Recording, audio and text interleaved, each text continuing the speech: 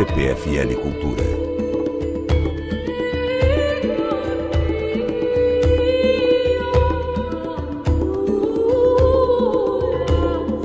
O módulo que eu preparei para vocês esse ano, o tema é uma agenda para o medo. A ideia é pensar um pouco, afinal de contas, por que a gente tem tanto medo. São muitas as razões para a gente ter medo. Então eu vou começar conversando com vocês sobre se esse medo não é muito mais antigo do que o medo pós-moderno, se a gente não tem que ter sérias razões para ter medo desde que a gente apareceu no planeta Terra. E depois o módulo vai caminhar na direção de uma reflexão filosófica, psicológica e histórico-religiosa. E na quarta-feira seguinte, a cada sexta-feira, vocês vão poder assistir um filme que de alguma forma toca sempre nesse tema do medo, relacionado a cada uma das conversas que a gente vai ter. Eu espero que uma agenda para o medo seja uma boa opção para você entrar em contato com o medo e pensar no medo não só como um objeto que você tem, mas também de uma outra forma, que é o medo como um modo de consciência no mundo, que talvez seja mais interessante. Hoje eu convido vocês a conversar com meu colega e amigo Leandro Carnal, professor da Unicamp, historiador.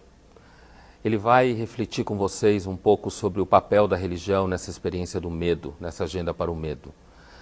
As religiões, tanto faz qual a religião, elas sempre misturam a experiência do respeito às divindades, a experiência do medo das divindades, a experiência do amor das divindades.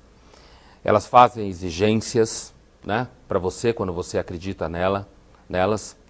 Então, assim, o Carnal vai pensar um pouco com vocês como é que essa relação entre temor e tremor, que é uma ideia muito antiga na tradição judaico-cristã, de que quando você aborda Deus, antes de tudo você deve abordar com temor e tremor, porque Ele é o Senhor de tudo. A minha formação inclui história das religiões, e o professor Pondé começa a me perguntar sobre o Deus de Israel e a covardia. O nosso tema é exatamente tirado, inspirado, terror, tremor, numa obra do Kierkegaard, que vários de vocês devem conhecer, no qual ele faz possibilidades sobre a resposta de Abraão e que outras respostas Abraão poderia ter dado, explorando novos caminhos para a narrativa do Bereshit, do Gênesis. Se Abraão tivesse dito não, por exemplo, ou não mato meu filho, ou se eu matar meu filho me tornarei um assassino. E a partir disso, Kierkegaard faz uma reflexão muito interessante que inspira o título original desta fala. O binômio religião-medo, a relação entre dois conceitos, ou seja, a tranquilidade causada pela crença na existência de um ser ou de seres superiores. Ou em algumas religiões que não concebem seres superiores, mas concebem transformações em direção a algo como o budismo, parece oposto a medo. E, na verdade, praticamente todas as religiões exploraram profundamente a noção de medo. Eu vou enfatizar mais na nossa tradição judaico-islâmico-cristã e não enfocar tanto outras religiões que me interessam muitíssimo, como o hinduísmo ou o budismo, mas hoje eu vou enfocar muito mais na tradição ocidental. É possível imaginar ou supor que, inclusive, nós pudéssemos falar de dois deuses presentes na tradição. O Deus de Abraão fala diretamente com ele, de forma muito informal. O Deus de Abraão o visita, Abraão manda cozinhar pães para Deus. Abraão é um anfitrião de um Deus que lhe aparece e diz: sai da tua terra, de um Deus que não explora muito o medo de Abraão, dá ordens, não é questionado, faz promessas, mas tem uma relação muito pessoal. Passados alguns séculos, possivelmente 5 ou 6, o Deus de Moisés é um Deus que aparece na montanha, jogando raios, destruindo com facilidade pequenos deslizes, como um dos membros da família de Arão, que erra no altar e é destruído pelo fogo do altar divino. Um Deus que aparece que precisa tirar sandálias, um Deus que aparece na montanha de forma teatral, um Deus que inspira muito mais temor, um Deus que envia morte com a mesma facilidade com que envia benefícios e milagres.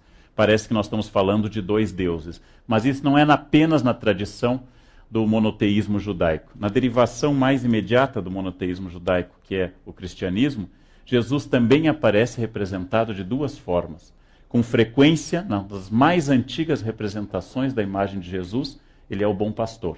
Nas catacumbas de São Marcelo e São Calixto aparece o peixe, o pelicano e o bom pastor. Símbolos antiquíssimos de Jesus. E nas imagens romântico kitsch do século XIX, é frequente Jesus aparecer em cenários paradisíacos, conduzindo ovelhas. Nas metáforas de origem agrária que com frequência nós utilizamos na área religiosa e que eu reclamo porque para os jovens não significa mais nada. Dizer, por exemplo, eu sou a videira, vós sois os ramos, Senhor é meu pastor, nada me faltará. Para os jovens, talvez nós devêssemos usar a metáfora, o Senhor é meu provedor de banda larga, ele nunca cairá.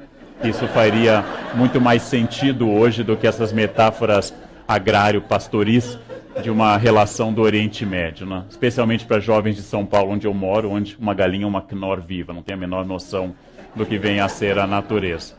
Jesus, como bom pastor, é perfeitamente simpático, é aquele que se apresenta com doçura, é o Jesus do capítulo do Sermão da Montanha, especialmente de Mateus, o primeiro evangelho na ordem, não no tempo, mas ao Jesus do juízo final, de Michelangelo, esse Jesus hercúleo, Jesus renascentista, maneirista, esse Jesus que condena o mundo, separa, segundo a praga também de Mateus 25, separa em bons e maus, Jesus que julga, e um Jesus que se aproxima muito mais da ideia que o professor Pondé lembrou no início, de que há um juiz ao final, e esse juiz julga. O temor de Deus, considerado inclusive uma virtude concedida pelo Espírito Santo. Timor Dei é um dos dons do Espírito Santo, ou seja, tratar com respeito absoluto esta onipotência, essa onisciência, essa onipresença divina, me remetendo sempre a uma escola católica onde eu me formei, onde no banheiro estava escrito Deus te vê, no banheiro da escola.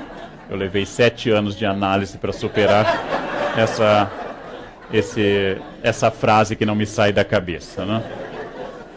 Bem, parece que estamos falando ao mesmo tempo de dois deuses. Um Deus perfeitamente amoroso, consolador, paráclito, um Deus juiz, um Deus terrível, um Deus que aparece no Dies Irae, aquele hino medieval que fala do julgamento, um Deus que faz referência ao fim dos tempos, e um Deus que aparece no judaísmo, aparece na doçura de um Jeremias, dizendo, seduziste-me, Senhor, me deixei seduzir, e aparece como Deus que destrói o povo, inclusive ameaça destruir o povo de Israel várias vezes, aparece no cristianismo primitivo, aparece no cristianismo do século XVI e até hoje, e aparece também na relação que nós temos com o islamismo, a religião que mais cresce no momento no planeta. Ou seja, não apenas dentro de cada religião, mas na relação que a maioria, vou considerar a maioria no Brasil de tradição cristã, tem com a religião do outro, a religião que o Ocidente tem com o islamismo, mostrando que essa religião que se expande com seu apelo missionário forte também causa medo. E o Deus do outro causa tanto medo quanto o meu Deus.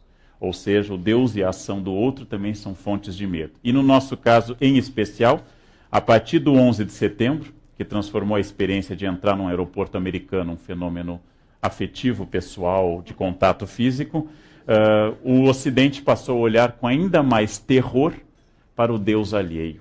Não é à toa que ainda antes do 11 de setembro tornou-se conhecido entre os que estudam relações entre religiões como eu, a obra brilhante do Eduardo Said, falecido, intelectual de origem palestina, cristão, que no livro Orientalismo fala de como nós destacamos no outro o fanatismo, o erotismo, a violência e tudo aquilo que é negativo no outro.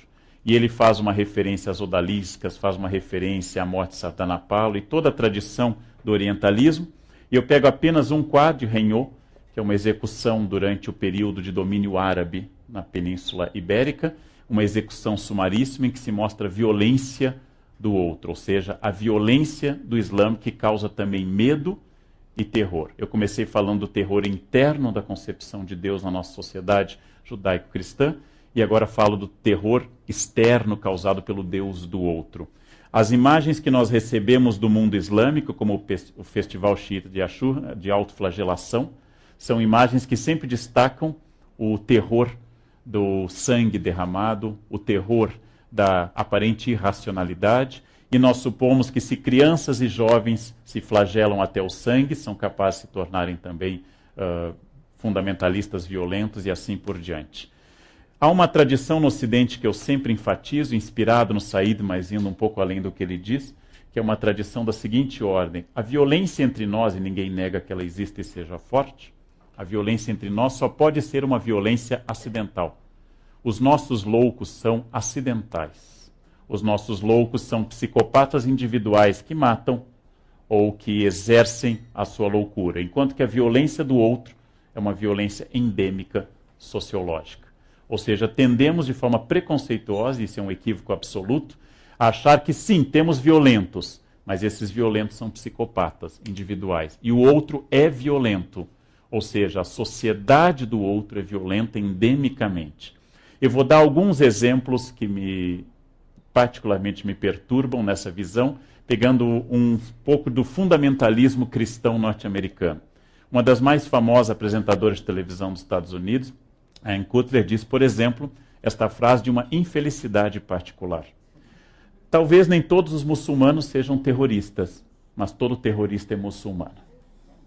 E eu volto a lembrar uma característica inquietante, que quando aparece no jornal um atentado do ETA ou do IRA, não aparece nunca a expressão terrorismo católico ou terrorismo cristão, malgrado ETA e IRA serem terroristas de países de origem cristã. Ou seja, quando o outro comete um atentado, eu culpo a sociedade. Quando um de nós comete um atentado, isso se torna algo individual. George Bush, aquele que nós achávamos um mau presidente até a ascensão do filho, disse que não sabe se todos os ateus pudessem ser considerados cidadãos. Não, talvez nem patriotas, né? Essa é uma nação sob Deus. Em teoria política, dizer que alguém não pode ser patriota por ser ateu chama-se teocracia. Em teoria política, significa que George Bush Jr., pai, está pensando exatamente como pensavam os basileus de Bizâncio ou os governantes egípcios. Ou seja, quem não acredita na divindade do governante não pode exercer a cidadania naquele país. Na verdade, é inquietante esse tipo de afirmação. O filho dele diz uma frase ainda mais grave. Deus me falou para atacar a Al-Qaeda e eu fiz isso. Isso, na Idade Média, combinou com Joana d'Arc. Deus me mandou libertar a França. Hoje, em geral, se usa Prozac, Lexotan para esse tipo de ação, né? E todo o tom do discurso, não vou ficar lendo o discurso para vocês, é assim: eu fiz tudo o que eu fiz porque Deus me falou para eu fazer isto. E aí saímos do campo da crença individual, sempre respeitável, para o campo da ordem divina nas mãos do homem mais poderoso do planeta. Também um homem de importância extraordinária nos Estados Unidos diz uma frase ainda mais fundamentalista sobre o medo da religião do outro. Nossa cultura é superior. Nossa cultura é superior porque a nossa religião é o cristianismo. E isso é a verdade que torna o homem livre. Pobre Péricles, que não era cristão, pobre Sócrates, pobre Platão, que jamais gozaram desta liberdade dada pelo caráter superior do cristianismo. E para não levar muito adiante essa história, sobre a qual eu escrevo bastante, Jerry Wine diz, por exemplo, que alguns acham que o islamismo é tão bom quanto o cristianismo. O cristianismo foi fundado por um filho de Deus nascido de uma virgem, Jesus Cristo. O Islã foi fundado por Maomé, um possuído pedófilo pelo demônio que tinha 12 esposas, a última das quais tinha 9 anos de idade. É muito curioso que nós consideramos, em geral, os islâmicos fundamentalistas. Não? Olhando essas frases, a Al-Qaeda é um kindergarten, um jardim de infância perto de tudo isso. Não é uma defesa da Al-Qaeda, não levaria nem Bush, nem Bin Laden para uma ilha deserta para partilhar a eternidade. Mas é para mostrar o objetivo que hoje que não é a islamofobia, que tem muita gente trabalhando com isso, mas para demonstrar que a ideia do medo da alteridade, o medo da diferença, ela existe internamente e externamente às religiões. Existe no discurso religioso, existe na relação interreligiosa. E pegando um texto de um livro quase de divulgação, a Karen Armstrong, Uma História de Deus, que eu recomendo para quem quer começar um estudo sobre a história das religiões, essa ex-freira inglesa diz exatamente que construir Jesus como um líder exclusivo pacifista e Maomé apenas como violento é um gesto do preconceito ocidental. Ou seja, excluímos da mensagem evangélica de Jesus frases como: eu vim trazer a espada, eu vim separar pai de filho, eu não vim trazer a paz, e excluímos que Islã quer dizer salam, ou seja, a paz. Que Maomé implantou a paz na sua pátria de origem, na sua região de origem. E como fazemos isso? Através de um gesto de recusa do outro. Mas nosso objetivo não é analisar as relações do Ocidente com o islamismo. Nosso objetivo hoje aqui na CPFL é analisar a ideia de medo. Nós gostamos de construir a ideia de religião como esse famoso pôster do grande artista norte-americano, Norman Rockwell, que coloca pessoas de todas as religiões, ainda que a disposição iconográfica dê ênfase a algumas. Ele coloca todas as religiões e fala da regra de ouro, que segundo ele seria compartilhada por todas as religiões. Não fazer ao outro o que não queres que faça a ti mesmo. Essa regra que seria compartilhada pela Torá, pelo Corão, pelos evangelhos e por toda a tradição religiosa, para ele unifica as religiões e faz parte de um discurso que a gente chamaria de fenomenologia, ou seja, todas as religiões são basicamente iguais. Porém, eu vou trabalhar com a ideia de que o medo é uma parte da religião em si e parte da relação das religiões com o outro. É muito difícil que os líderes religiosos não apelem ao medo. Interpretação possível, sociológica e histórica. O medo enche mais as igrejas do que o amor. É muito frequente que as pessoas digam com ênfase que nunca estivemos num período de tanta decadência moral. Nunca houve tanta violência. Isso que a gente chama, aquele princípio latino de mundus senescet, o mundo está envelhecendo, que é muito comum nas pessoas começarem a comentar, no meu tempo não havia violência. Minha avó, que é uma imigrante alemã, dizia, a violência de hoje é maior do que em qualquer época. Eu dizia, avó, na sua época morreram 50 milhões na Segunda Guerra Mundial. E ela dizia que eu estava errado, que se estava inventando nas faculdades, que hoje, naquela época, todo mundo se respeitava. Essa ideia de que na minha juventude havia um paraíso edênico, em que todo mundo era tranquilo, comia queijo tofu e are the world, essa é uma ideia inventada na medida que nós avançamos. E é um sinal claro de envelhecimento a frase, no meu tempo.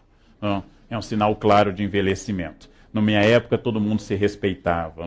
Bem, o medo é muito importante, porque ele constitui um elemento discursivo que reforça a instituição religião. Venham para a religião, muitos religiosos enfatizam isso, porque afinal o medo da ação do demônio é muito mais eficiente que a doçura da presença de Deus. É muito mais fácil supor grandes caravanas, marchas e manifestações se eu imaginar que nós estamos no fim dos tempos, que nós estamos, por exemplo, o cristianismo, Jesus está voltando, ou para o islamismo o imã escondido do xiitismo está presente de novo, ou de que o Messias judaico vai voltar, ou de que em qualquer tradição nós estamos vivendo o final dos tempos. O medo desse milenarismo, o medo de uma volta, um julgamento, o medo desse Armagedon, que vai ocorrer o julgamento final, é muito importante para as religiões. É muito importante para as religiões a ideia de pecado. Brincando sobre isso, ou ironizando de forma quase agressiva, Saramago, um ateu, diz no Evangelho segundo Jesus Cristo, quando finalmente o demônio decide se converter ao cristianismo, porque inteligente que é, viu que era uma causa perdida, ele decidiu se converter. E o Deus Pai diz no Evangelho segundo Jesus Cristo, mas você não pode se converter, sem você eu não existo. Não, sem o medo ao demônio, Deus é uma ação fraca. Ou seja, a ideia de que eu preciso do mal e do medo provocado pelo mal, a ideia de que o mundo é povoado por demônios e assombrado por demônios, a ideia de que o perigo existe justifica quase tudo, porque pessoas assustadas são pessoas dóceis, seja a ação do Estado ou a direção de seus pastores religiosos. Quem tem medo apoia qualquer movimento para reprimir aquilo que possa provocar o medo. Essa espécie de caça às bruxas coletivas, seja no macartismo político americano, seja na caça às bruxas do século XVII, seja nas histerias como o fascismo, esse medo é fundamental. Este é um dado presente. Eu vou tratar também do dado oposto, da resposta dada pelos místicos que não trabalharam expressivamente com o medo, mas com a segurança dada por Deus. Vou trabalhar com o oposto. Aquelas almas que decidiram que Deus não é tremor, mas é puro amor. Ubi caritas, onde está Deus, está o amor. Como, por exemplo, para começar dando um exemplo hispânico, Teresa d'Ávila, uma frase famosa dessa doutora mística da igreja, a igreja tem apenas 3 doutoras mulheres, né? Que diz: nada te perturbe, nada te amedronte, tudo paz, a paciência tudo alcança, a quem tem Deus nada falta, solo basta Deus, né? Só Deus basta. Essa é a resposta de um místico às considerações que eu fiz anteriormente sobre o medo. Ora, se eu estou com Deus, como diz Paulo, quem pode contra mim? Se eu estou com Deus, eu não tenho inimigos. E tudo acontece para o bem daqueles que acreditam em Deus. Para mim, não é tão difícil entender os místicos, é mais difícil entender os não místicos, porque a religião oferece o consolo para tudo, da morte de uma criança a um genocídio, de uma violência até um acidente, a religião oferece para tudo. O religioso tem uma resposta que o tranquiliza sempre. Pegando agora um outro texto de Teresa que eu gosto em particular, atribuído a Teresa, traduzido por Manuel Bandeira, eu vou ler para vocês um pequeno soneto no qual o gênio possível de Teresa tenta dizer o que ela busca na entrega a Deus e por que ela rejeita o medo. Diz a santa doutora de Ávila: não me move, meu Deus, para querer-te, o céu que me has um dia prometido, e nem me move o inferno tão temido, para deixar por isso de ofender-te. Ou seja, ela exclui no primeiro quarteto qualquer ideia de que o medo ou a recompensa do paraíso seja a causa da fé dela. Tu me moves, Senhor, move-me o ver-te, cravado nessa cruz e escarnecido. Move-me no teu corpo tão ferido, ver o suor de agonia que ele verte. Essa linda rima entre ver-te e o verbo com pronome verte, que o Manuel Bandeira captou com genialidade. Moves-me ao teu amor de tal maneira, completa ela, que a não haver o céu ainda te amara, e a não haver o inferno te temera. Nada me tens que dar porque te queira, que se o que ouso esperar não esperara, o mesmo que te quero te quisera. É lindo, né? É irritante quando a gente encontra alguém muito mais inteligente que a gente, mas muito mais. É irritante, né? Especialmente pela nossa capacidade, que eu chamo, quase todos nós temos a inteligência Salieri. Não somos tão suficientemente estúpidos para estarmos felizes na estupidez e não somos Mozart. Isso que é o dramático, né? É o meu caso, claro, né? Eu entendo a genialidade alheia e não a tenho. Então, o que está dizendo Teresa? Eu não tenho medo de Deus. Existe o inferno, mas não houvesse inferno, eu ainda assim amaria a Deus.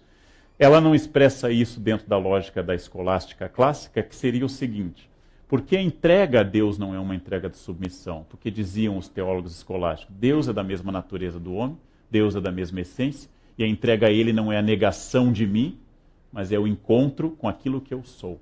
Ou seja, obedecer a Deus não é submeter-se, mas é encontrar a sua própria essência. E por isso que o timor dei, o temor de Deus, não é como o temor dos homens, o temor da autoridade ou qualquer outro temor, não é um temor diante do que me submete, mas é um temor de não corresponder àquilo que eu sou propriamente. Ou seja, é uma interpretação distinta dos medos que eu citei anteriormente. Lembrando a vocês, hoje 25 de julho, dia dos motoristas, parabéns a todos, mas o dia do motorista é assim porque é o dia de São Cristóvão. E Cristóvão, segundo uma lenda geográfica cristã, era um gigante de força descomunal. E Cristóvão queria servir ao rei mais forte de todos. E diz essa lenda da legenda áurea de Jacques de Voragine, um arcebispo italiano medieval, que primeiro serviu ao rei mais importante do seu tempo. E quando viu o rei fazendo o sinal da cruz diante da citação do demônio, Cristóvão ficou assustado e disse, mas ele tem medo de algo, ele tem medo do demônio. E procurou o demônio. E passou a servir ao demônio com sua força descomunal. Acompanhando o demônio, um dia viu o demônio numa estrada se afastando de uma cruz. E disse, então ele tem medo de algo mais forte também. Ele tem medo dessa cruz. Procurando um ancião que recomendou que ele ficasse atravessando pessoas de um lado por outro, por isso ele é o padroeiro dos motoristas, atravessando através de um rio, e para encontrar a personagem que fazia temer ao demônio, que fazia temer ao rei. Finalmente, um menino, numa noite de chuva tempestuosa, pede a Cristóvão que o carregue nas costas. Cristóvão, contrariado, o carrega. E, finalmente, vai sentindo um peso extraordinário, quase não suporta, apesar da sua força. Cristóvão chega do outro lado espantado e pergunta quem ele é. Ele diz, eu sou aquele que todos temem e você carregou comigo os pecados do mundo. Essa ideia de que a religião também é o pecado, o medo. A religião também é um risco. A religião também é um vale de lágrimas, como diz o Salve Rainha, ou um vale da morte, como faz referência ao Salmo de 23. É uma tradição antiga que talvez nasça naquele local que mais aproximou as pessoas de Deus, que é o deserto. Se vocês nunca tiveram a experiência do deserto, é muito curiosa. A experiência do deserto significa um calor imenso durante o dia e à noite a temperatura despenca abruptamente. O céu se torna estrelado de uma intensidade que nós não desconfiamos nas cidades. Os sons são muito intensos, sons que cortam a falta de tudo no deserto. E esta solidão do deserto leva as pessoas, em geral, a pensar muito em Deus. Não é à toa que as nossas 3 religiões monoteístas, islamismo, cristianismo e judaísmo, nascem no deserto. E nascem no medo da solidão do deserto. Não é à toa que é no deserto que o cristianismo primitivo produz sua primeira experiência de relação com Deus. Por exemplo, São Paulo de Tebas, que ao redor de um deserto na região do Egito atual, a Tebaida, no século III, funda uma experiência em que eu me retiro do mundo, visando a salvação da minha alma e o contato com Deus, e me torno, então, uma parte integrante desse deserto. Um seu contemporâneo, Santo Antônio, ou Santo Antônio do Deserto, ou Santo Antônio de Tebas, ou Santo Antão, foi atacado a vida inteira por tentações profundas no deserto, mandadas pelo demônio. O demônio o atacava na forma de preguiça, de gula, de luxúria e principalmente de tédio. Vocês podem não saber, mas aquele sono após o almoço é a ação de um demônio, que quer afastá-los de uma... Existe um demônio para cada tipo de tentação, e aquele que dá depois do almoço é um demônio específico que ataca as pessoas. Pode ser espantado com cafeína. Esse demônio atacou Santo Antônio durante uma vida inteira e ele resistiu bravamente, a ponto de ele ter sido representado na história da arte, como vocês estão vendo esse lindo quadro do Bosch, Hieronymus Bosch, que representa Santo Antão tentado, ou então no surrealismo contemporâneo de Salvador Dalí, Santo Antão sendo tentado por forças terríveis dia e noite. Segundo uma leitura bastante irônica do Flaubert, Santo Antão foi tentado toda a sua existência, e o demônio aparecia na forma de mulheres, na forma de tédio, na forma de luxúria variada, de comida, e Antão resistiu a tudo. No final da sua existência, o demônio se retira derrotado da cova de Antão, e Antão então se ajoelha e agradece a Cristo, dizendo, finalmente me tornei um santo. O demônio sorri e volta, não? Porque ele havia, enfim, deslizado na última das tentações, que é a tentação da vaidade de ser santo. Não é à toa que a vaidade é o primeiro pecado, é aquele que derrubou Lúcifer do céu. Lúcifer se achou bonito, e o espelho é um instrumento de Lúcifer. Saibam disso hoje à noite, ao olhar. O espelho é um instrumento de Lúcifer, porque a vaidade é o grande pecado. Uma outra personagem do deserto, Santa Maria Egipcíaca, vai nos introduzir uma outra relação da recusa do mundo e do medo diante da salvação, sem citar os santos exóticos como os santos estilitas. Santa Maria Egipcíaca havia passado sua vida em depravação absoluta, havia sido uma mulher de índole depravada, e um dia, tocada por uma experiência mística, se converte e passa a morar sozinha no deserto até sua roupa se decompor e seu longo cabelo cobrir o seu corpo, e finalmente ela encontra um santo no fim da vida, e ela desenvolve este caminho que é muito forte nessa tradição do deserto, chegar a Deus controlando o corpo. Jejuns profundos, jejuns longos, sacrifícios, silício, castigos, chicote, etc., e traduz uma força dentro do cristianismo que eu devo ter medo do corpo. O inimigo. O corpo é inimigo do caminho para Deus. E dentro da religião cristã, como havia na judaica, como há na islâmica também, o corpo passa a ser a matéria que perece, passa a ser também um inimigo. Não é à toa que 2 explicações distintas para isso, uma que eu recomendo muito, do Peter Brown, Corpo e Sociedade, sobre o qual eu fiz uma resenha quando saiu esse livro há muito tempo, que diz que essa é uma herança do platonismo. O platonismo, ao negar a realidade sensível, empírica, acabou negando o que o mundo romano dava como prazer e acabou traduzindo isso como o cristianismo neoplatônico.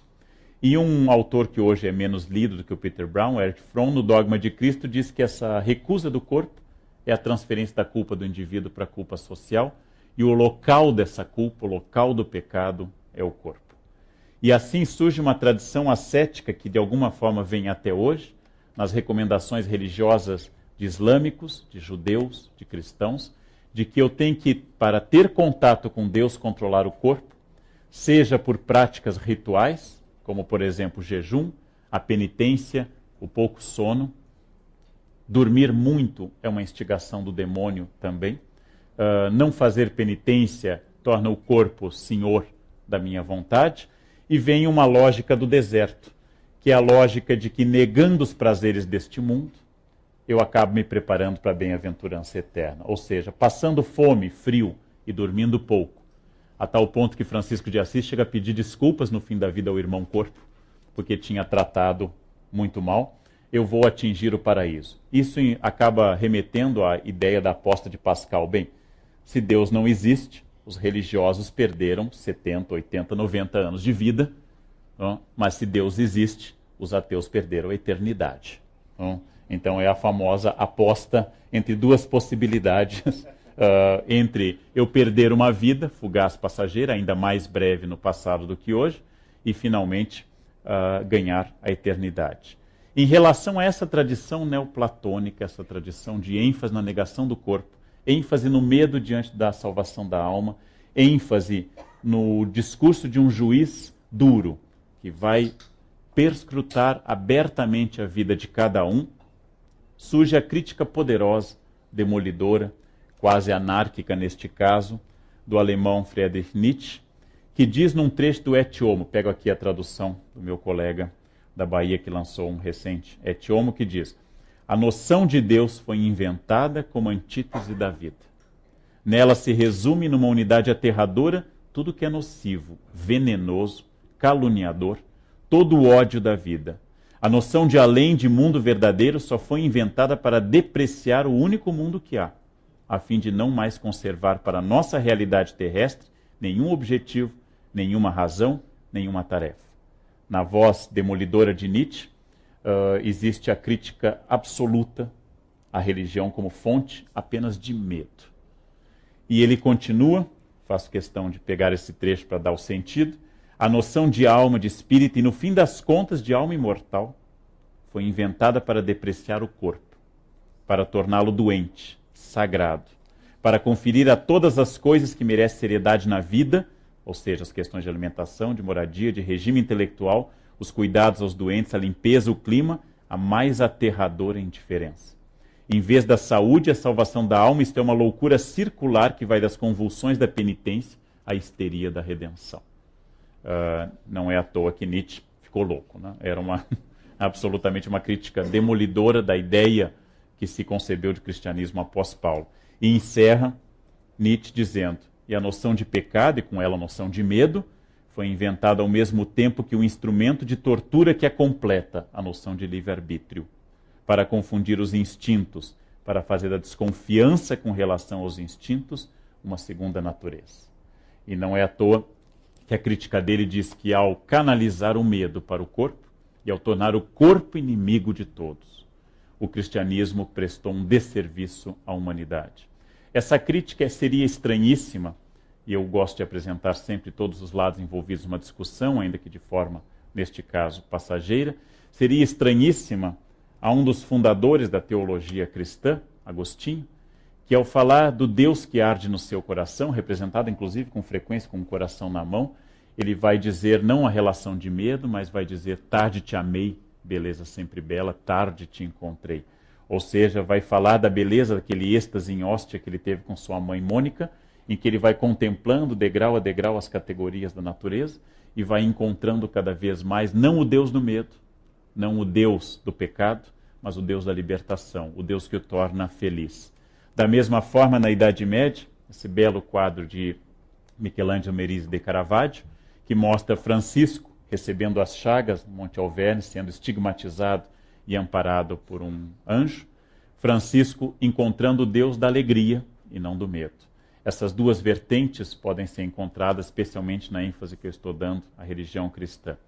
para vencer o medo e para encontrar a esse Deus da libertação e não o Deus da angústia, existe a solução moderna dada por Inácio de Loyola: dividir essas angústias, dividir os pecados e vencê-los pela ordem sistemática que ele recomenda nos exercícios espirituais, ou seja, repetindo a experiência que ele teve em Manresa, repetindo a experiência de dividir os pecados em números, em dias, fazer exames de consciência e tornar metódica a salvação. Ou seja, vencer o medo pela nomeação dos medos. Uma velha estratégia dada pelo exorcismo de Jesus no Evangelho de Marcos, o mais antigo, no qual a primeira estratégia de Jesus para vencer o demônio é perguntar o nome dele. Dando nome, você começa a vencer os medos. Em homenagem ao organizador e curador do ciclo, o professor Pondé, que é especialista em Pascal, e tem esse belo livro com esse título, O Homem Insuficiente. Para Pascal, o medo de um Deus distante, de um Deus que escolheu de forma não tão lógica para nós, os que podem ser salvos, um Deus mais jansenista, o homem tem que fazer uma entrega de uma qualidade absoluta, porque não há nada que possa justificar a graça que é dada a nós. E, finalmente, um caminho contemporâneo, uma personagem que no Brasil é de muito intensa devoção a Teresinha de Lisieux, cujos pais também foram beatificados, ou estão sendo beatificados. Teresinha de Lisieux fala da pequena via, não do Deus extraordinário de Agostinho em Ostia, não do Deus leigo e poético de um jogral de Deus que é Francisco, não de um Deus matemático e absolutamente ordenado de Inácio, não de um Deus relativamente terrível, mas que dá a graça em Pascal, mas de um Deus das pequenas coisas. Para vencer esse medo do cotidiano, Teresinha dá um consolo muito mais dado às coisas do cotidiano. Por exemplo, reagir à irritação que alguém nos causa, como ela narra na sua biografia, uma freira que a irritava em particular. Existe um filme chamado Thérèse, que eu adoro muito, é um filme francês, no qual uma velha carmelita dá a Teresinha um conselho extraordinário, que vale para tudo, inclusive para casamento. Diz ela, Teresinha: no Carmelo só são difíceis os 50 primeiros anos. Isso vale também para casamento. Não? Só a única dificuldade é até as bodas de ouro. Depois passa rapidamente em qualquer coisa na vida. Bem, encaminhando para o final, porque nos pediram exatos 45 minutos, encaminhando para o final, eu levantei alguns argumentos para o debate, a crítica e o aprofundamento de vocês. O argumento dos críticos, que dizem com forma assertiva: religião e medo são elementos indissociáveis. Muitas vezes o medo é uma transformação metafórica da religião e vice-versa. A religião nada mais é do que o nosso temor, nossa incapacidade, ou como diria Renan no século XIX, o homem é um animal que quer sobreviver, como todo animal, só que como ele é um animal sofisticado, ele inventou vida após a morte, que é uma invenção típica dos mamíferos, querer sobreviver. E o homem, como é um mamífero sofisticado, inventou o paraíso. Não? E para os místicos, não. O timor dei, o temor de Deus, é libertador da alma. Ou seja, temer a Deus, coisa que os místicos não negam, que se deva temer a Deus, mas é libertação para a alma, diferente do temor da autoridade, diferente do temor da regra, da lei ou de qualquer sistema. Naturalmente, os críticos complementam a isso, pegando 3 escolas totalmente distintas. Um livro de relativo sucesso, Richard Dawkins, que diz no God a Delusion, Deus uma ilusão, que a religião é a causa da violência e do medo entre as pessoas. Eu, como historiador, me oponho a este argumento dele, apesar de gostar do livro. Quando ele diz, imagine um mundo sem religião, seria um mundo de harmonia. E eu, como historiador, lembro que 2 dos maiores genocídios do século XX, na China de Mao e na Rússia de Stalin, foram feitos em nome de regimes ateus. Infelizmente, a violência não pode ser abolida se abolindo Deus. A violência é feita em nome de Deus, em nome do Estado, em nome da razão de Estado e em nome do ateísmo também.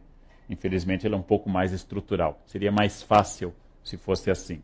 Para Freud, que daria um outro curso, para o qual todo este medo nada mais é que uma neurose. Afinal, quem acredita em coisas que não existem, alma, fantasmas, Deus, só pode ser um neurótico. Uma das características da neurose é tornar concreta coisas que não existem. Não há diferença entre a criança que teme um monstro debaixo da cama e o adulto que teme Deus. É uma neurose. E, finalmente, Nietzsche, que eu comentei com vocês, que construiu a ideia de que o cristianismo nada mais é que um platonismo para as massas e uma maneira de apresentar o reflexo de vários medos nossos. Com isso eu queria ter apresentado, nesse tempo curto, que agora nós aprofundaremos com questões, eu queria ter aprofundado duas escolas totalmente distintas e que podem ser matizadas ao infinito. De um lado, aqueles que dizem que religião e medo não são complementos, mas são formas de libertação. E outros que dizem que religião nada mais é que uma forma de tentar controlar aquilo que vem das cavernas de Lascaux até nós, controlar o medo, a incerteza do futuro. Essas duas tendências, a religiosa e a crítica religiosa, convivem na disputa pela alma das pessoas ou pela posse das pessoas, e o meu objetivo hoje era apresentar de uma forma introdutória como este conceito, medo e religião, seja na relação com o Islã, seja na relação interna do cristianismo e do judaísmo, produzem de forma sistemática a nossa cultura. Nossa cultura é fruto da consolação dada pela religião, que produz arte, poesia, e nossa cultura é dada também pelo medo provocado pela religião, que produz inquisição, caças bruxas ou islamofobia. E nós somos frutos dessa dupla paternidade, de um Deus consolador e de um Deus terrível. Bom, e por hoje era só. Muito obrigado.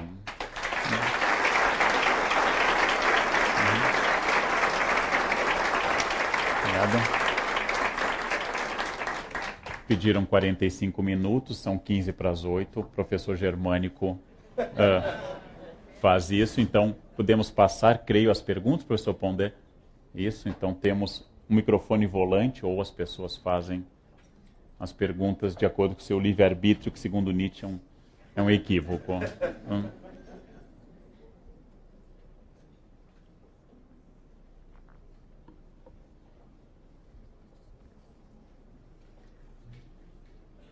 A primeira é sempre a mais difícil.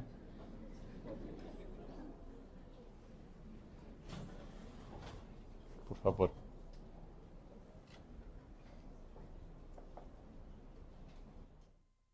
Boa noite.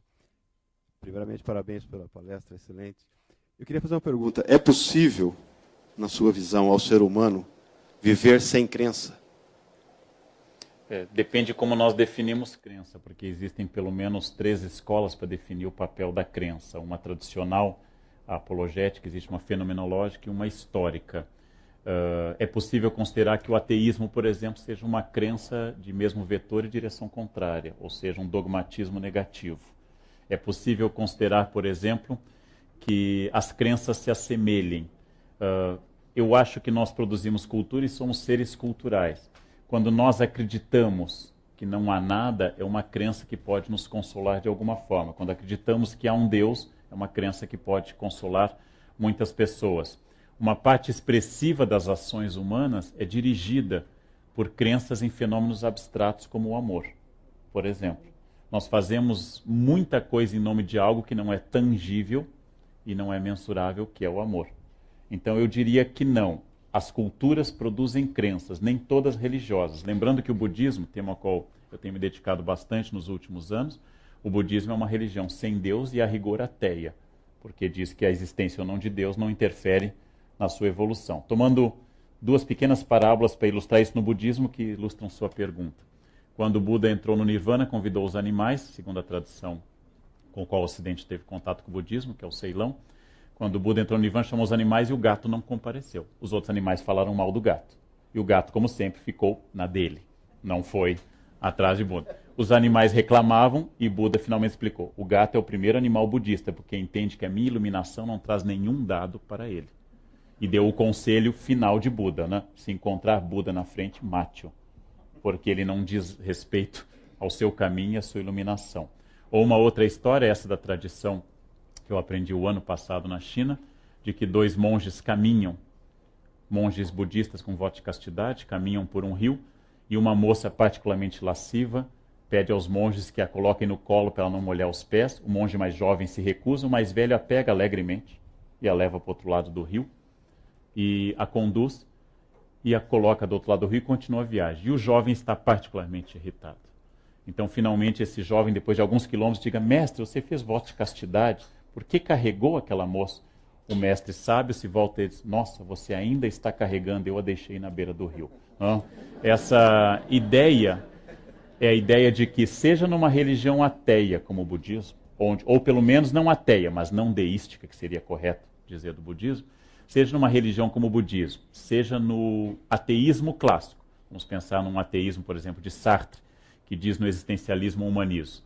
Minha crença não é, minha filosofia não é de que Deus não existe. Antes eu digo, ainda que Deus existisse, nada alteraria a situação humana. Seja nesse ateísmo de Sartre, seja no existencialismo não ateu, como de Merleau-Ponty, seja numa religião mística, como a de Agostinho, as pessoas constituem sistemas de crença. Não é possível existir como ser humano sem estabelecer signos culturais, que às vezes podem ser religiosos e às vezes podem não ser. Outra questão. Cada pergunta daria um outro curso. São questões vastas. Só não me perguntem se Deus existe. Essa só será respondida na última palestra para quem vier. Né?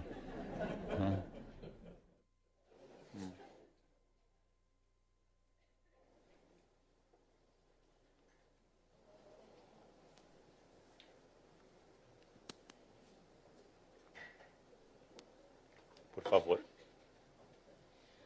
Parabéns pela palestra. Obrigado. Eu tenho, na verdade, várias perguntas, né? Não vou perguntar se Deus existe, mas se Deus é genético. No sentido, existe, você que estuda esse tema, existe alguma cultura no Pacífico, uma ilha no Pacífico, algum lugar onde Deus não faça parte?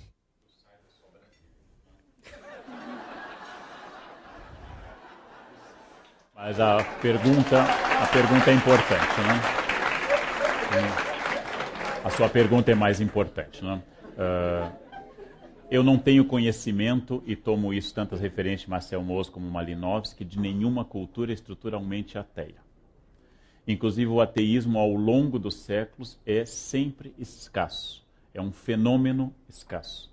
O ateísmo nunca é dominante em nenhuma cultura e pode ser substituído ou pode ser, ia dizer reemplaçado, pode ser recolocado de várias formas. Exemplo, os comunistas criaram, e eu visitei em Moscou, o Museu do Ateísmo.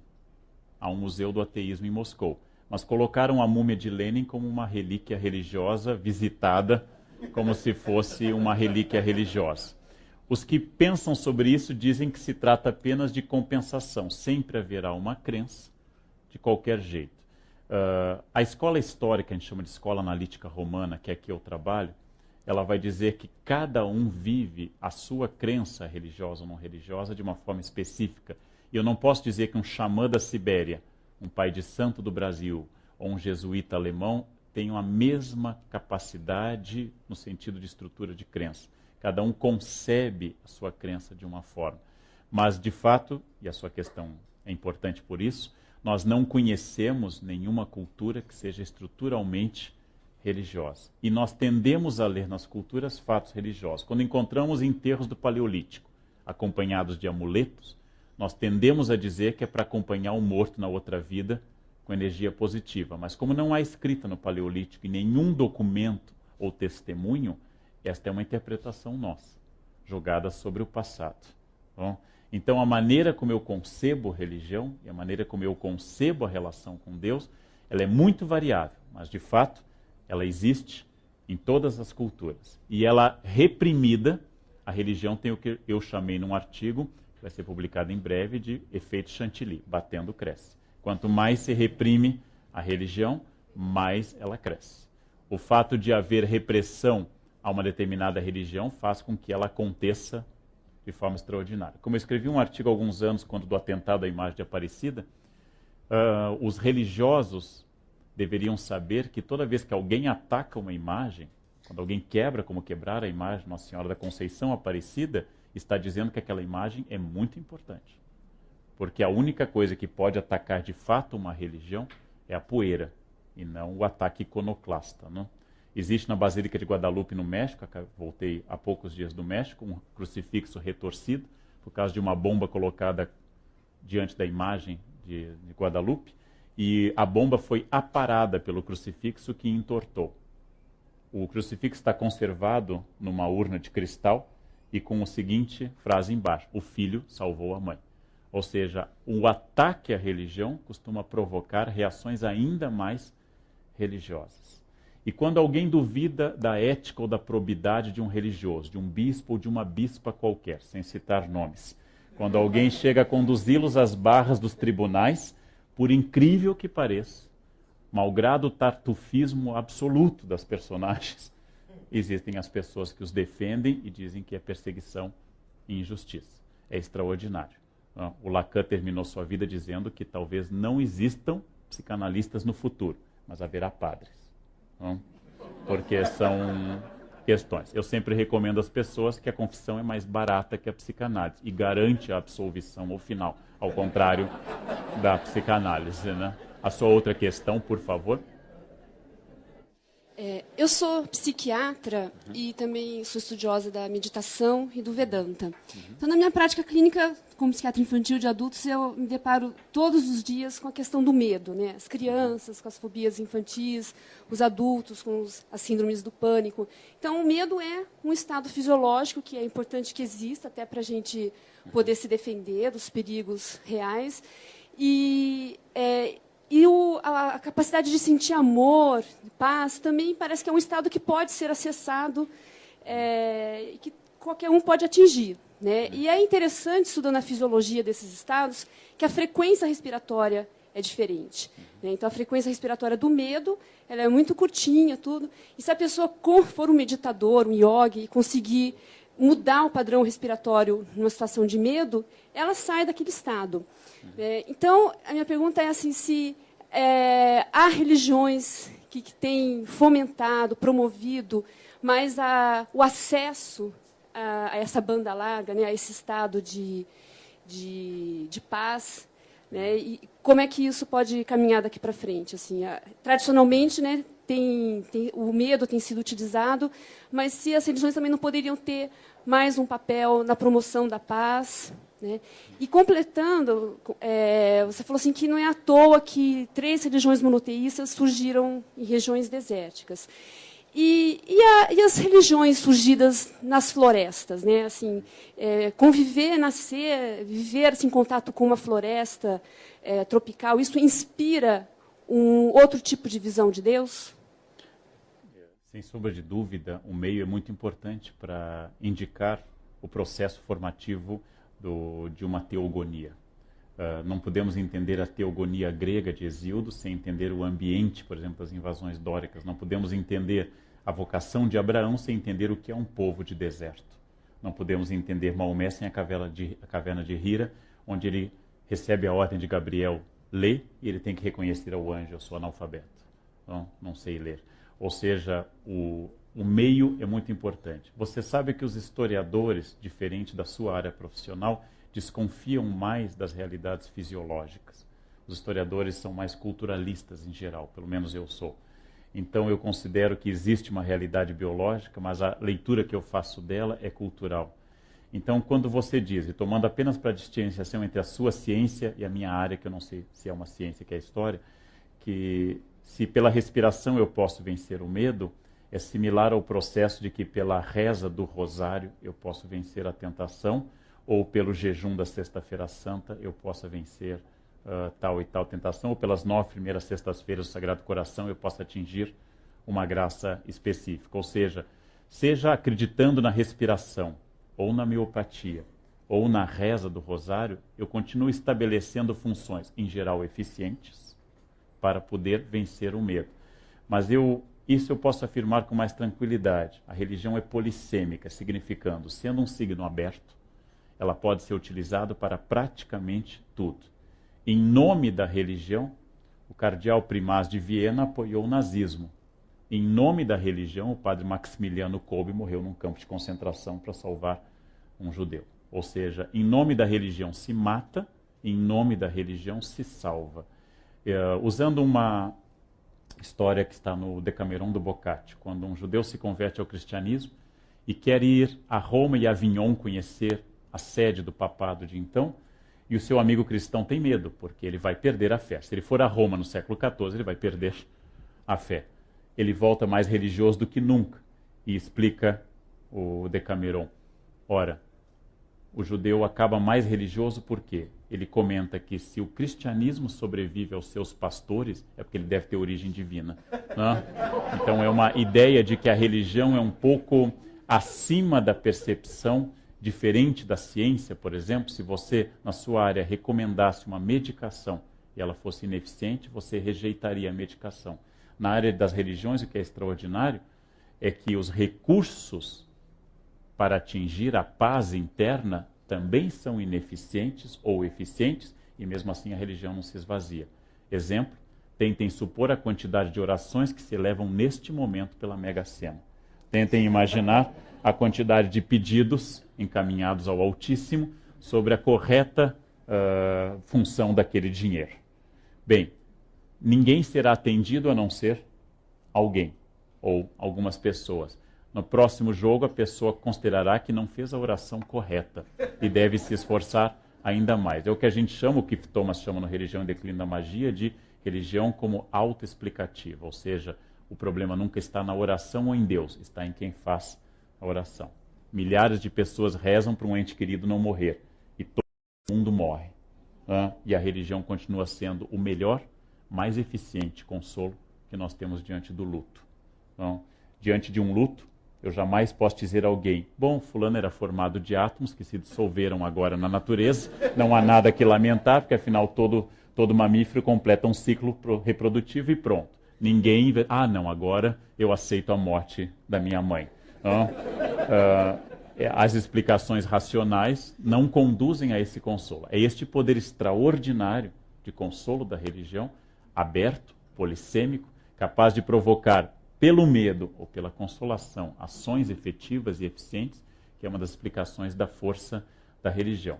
Como historiador, eu diria, sem conhecer exatamente o método, que não sei se a respiração funciona, mas se você fizer acreditando que funciona, sim, ela funciona. Como floral de Bach, floral de Beethoven, de Brahms, homeopatia ou antibióticos. A crença é fundamental e nisso não vai qualquer ironia, vai a percepção de que nós humanos somos seres culturais, ou seja, que bebemos remédio com cultura, que fazemos exercícios com cultura, que lemos com cultura e que rezamos com cultura. E que o que pré-existe a tudo isso é uma coisa chamada concepção cultural. Outra questão? Claro que há outras posições sobre isso que não a minha. Por favor. Boa noite. Bom, minha questão é... O indivíduo ou uma sociedade, à medida que evoluem, intelectualmente falando, eles possam ter menos medo. Ou seja, uma criança tem medo do armário, um adulto não tem, ou pelo menos geralmente não tem. E eu queria saber, então, essa correlação entre evolução intelectual, cultural, educação da sociedade e a religião. Ou seja, uma sociedade que tem um nível cultural mais alto, existe um declínio na religião dessa sociedade?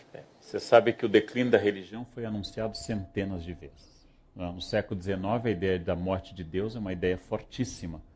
E há uma velha e anedótica frase que aparece Nietzsche dizendo Deus está morto, assinado Nietzsche, e embaixo Nietzsche está morto, assinado Deus.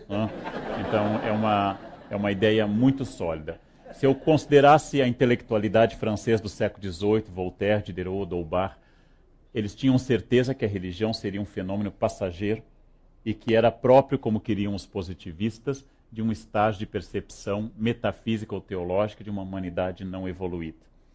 Curiosamente, no século XXI, o século do avanço máximo da ciência, onde a ciência mostrou sua imensa capacidade de curar dores e de provocar novas angústias, de provocar penicilina e Hiroshima, de provocar Auschwitz e antibióticos ao mesmo tempo, nós não temos na ciência o Consolador Universal. E aí eu copio do Keith Thomas, o encerramento do seu belo livro, Religião e Declínio da Magia, que ele diz, se a religião é o espaço das respostas que a ciência não pode fornecer, o papel da religião será eterno.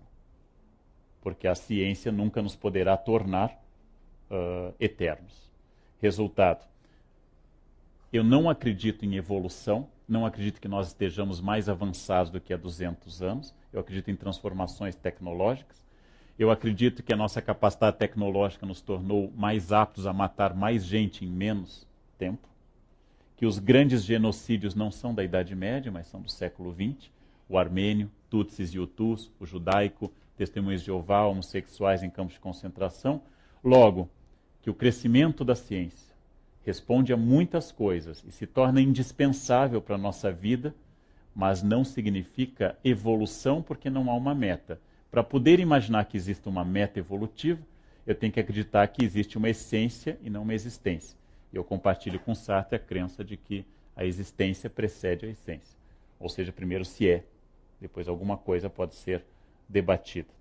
Em nome dessa essência, nós temos cometido os atos, em geral, mais bárbaros do que ditos evoluídos. Não?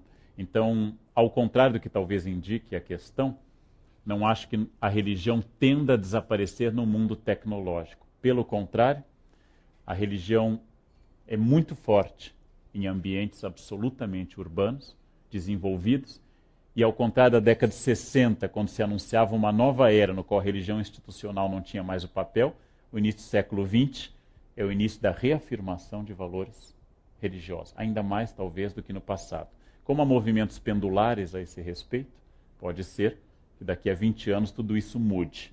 Bom, mas eu volto a dizer que não é possível entender a história humana de Stonehenge a hoje sem entender o papel do discurso religioso, independente da minha crença ou não. Outra questão?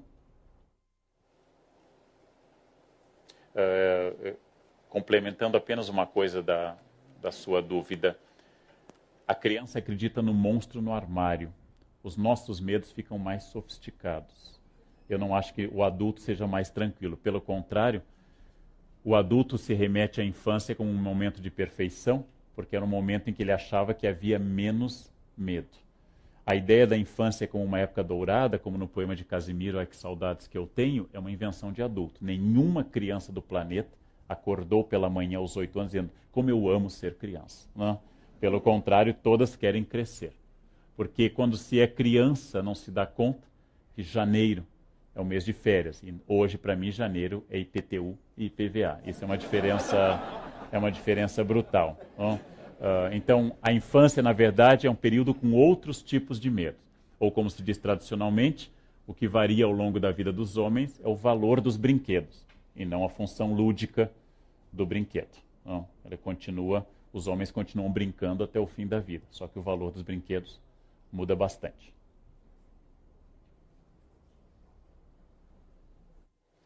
Meu nome é João Tavares e eu tenho ressaltado aqui a participação de um grupo de estudos sobre o amor. E hoje o senhor falou no amor, falou em Kant, falou em Santo Agostinho. E esta semana eu pude ter o prazer de ler um artigo a respeito de um filósofo francês que descreve sobre a era das guerras motivadas por religiões, a era das guerras motivadas pelo Estado. E pelo fato de ser descendente de alemão, me surgiu uma questão. Surgiu aqui na primeira e na segunda palestra várias citações a respeito do nazismo como um medo, como um flagelo que aconteceu com muito boas intenções. Mas nunca ouvi falar do período anterior ao nazismo que motivou isso tudo. Quer dizer, para ter acontecido uma reação da parte nacional da Alemanha, deve ter havido uma instigação por parte da classe dominante, que seriam os judeus, suponho.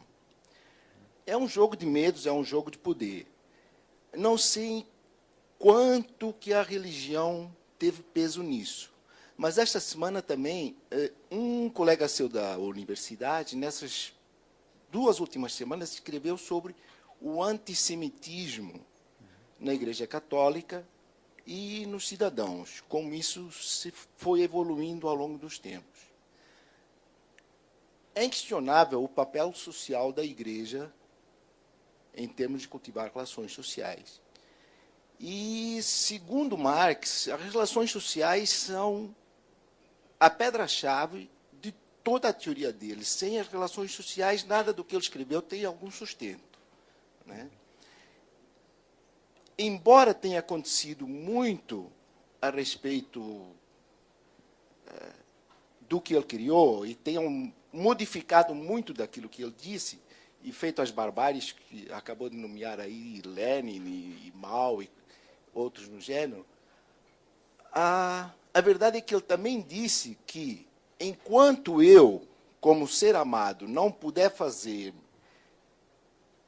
entender, enquanto eu, amando uma pessoa, não me fizer sentir um ser amado, então eu estou fadado ao desastre.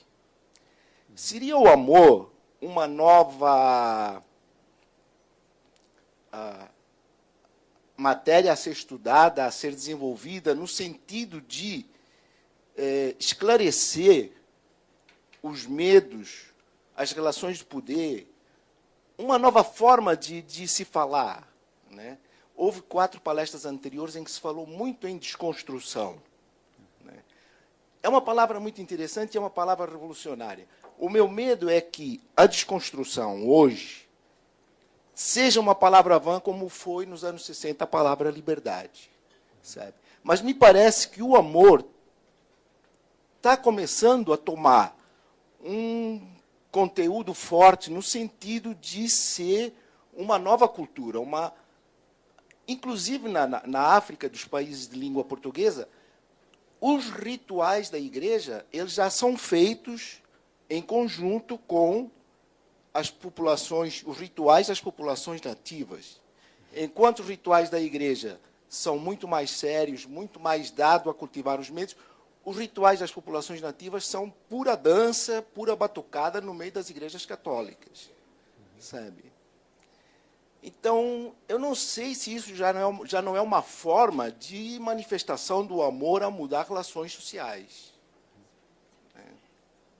Desculpe eu ter me alongado tanto, nunca me alonguei. É que realmente a sua palestra foi muito esclarecedora e eu não tenho como, sabe, pelo fato de falar em Kant, pelo fato de ter falado em Santo Agostinho e no amor, eu realmente tenho uma certa... necessito de um certo esclarecimento a respeito disso, sabe? Porque normalmente o amor é entendido como uma coisa de maricas, sabe? Quando se fala nisso, a pessoa dá gargalhada, sabe? E realmente é uma coisa séria, uma coisa que as pessoas precisam cultivar, né? Porque não é só o Bush que faz isso em nome da religião, muitas beatas fazem coisas piores em nome dela também, né? Naturalmente, o tema do amor pode ser tratado historicamente. Eu não citei Kant em nenhum momento, because I can't. Não, por vários motivos, não posso. Mas a ideia do amor ela é estudada historicamente. E o amor não existe para um historiador. Existem concepções de amor. Inclusive, uma das obras de caridade corporais, uma das virtudes corporais e espirituais também é corrigir os que erram. Em nome do amor, punir os que erram. A sua pergunta toca sobre uma outra questão, que é o medo do comunismo e a ação do comunismo, que produziu uma reação conservadora como o fascismo. Também as duas coisas, tanto o fascismo ao explorar a neurose coletiva, quanto o comunismo também, são manipulações políticas para produzir um determinado efeito de poder. Eu não concordo com a ideia de que os judeus fossem classe dominante. Eu me refiro sempre a um texto que está no Melhor do Humor Judeu, do Moacir Scliar, que ele fala de 2 judeus da Polônia, que no meio da perseguição nazista, um diz ao outro, eu leio os jornais nazistas.